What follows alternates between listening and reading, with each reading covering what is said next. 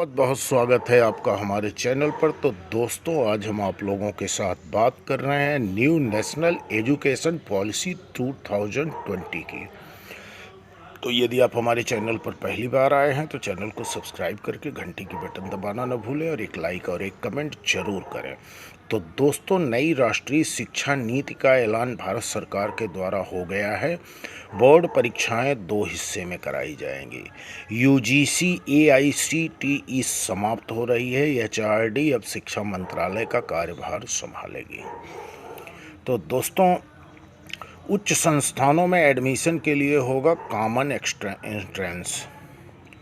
नई education policy में national testing agency NTA को बड़ी जिम्मेदारी दी जा रही है। अब उच्च शिक्षण संस्थानों में एडमिशन के लिए कॉमन एडमिशन टेस्ट कराया जाएगा।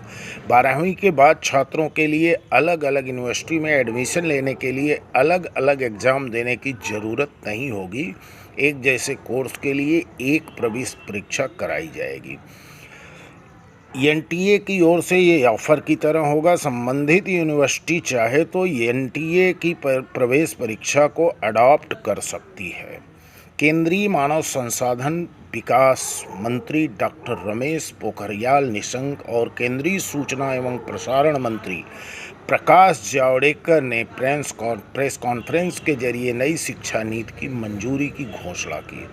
उनके साथ उच्च शिक्षा सचिव अमित खरे ने बताया कि अभी तक UGC All India Council for Technical Education AICTE और National Council for Teacher Education NCTE संचालित थे, लेकिन अब पूरी शिक्षा प्रणाली को एक ही रेगुलेटर संभालेगा। इसके बाद अब देश के संस्थानों के बार बार निरीक्षण करने वाली व्यवस्था खत्म कर दी गई है।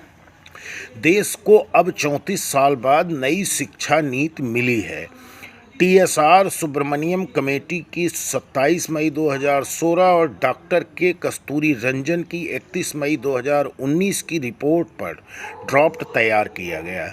इसका 22 भाषाओं में अनुवाद किया गया है, जिस पर देश की शिक्षा प्रणाली से जुड़े लाखों हितधारकों से सुझाव लेकर इसे अंतिम रूप दिया गया है। सरकार ने देश की नई नेशनल एजुकेशन पॉलिसी को मंजूरी दे दी है। अब केंद्रीय, राज्य और डीम्ड विश्वविद्यालयों में एक जैसे मानक लागू होंगे। 4 साल के डिग्री प्रोग्राम के बाद अब एमफिल प्रोग्राम खत्म हो गया है। केंद्र सरकार ने आज एक ऐतिहासिक फैसले के जरिए देश में नई राष्ट्रीय शिक्षा नीति को मंजूरी दे दी है। इसके साथ ही उच्च शिक्षा से गठित यूजीसी तकनीकी शिक्षा के लिए एआईसीटीई और टीचर एजुकेशन के लिए एनसीटीई को समाप्त कर दिया गया है। कानूनी और मेडिकल को छोड़कर अब देश की पूरी उच्च तकनीकी व व्यावसायिक शिक्षा प्रणाली और व्यवस्था पर एक सिंगल रेगुलेटर होगा। इसे higher education commission of India HECI के नाम से जाना जाएगा। साथ ही मानव संसाधन विकास मंत्रालय को अब शिक्षा मंत्रालय के नाम से जाना जाएगा। यूनिवर्सिटी और कॉलेजों को मल्टी डिसिप्लिनरी बनाया जाएगा। इंजीनियरिंग के साथ म्यूजिक की पढ़ाई की जा सकेगी।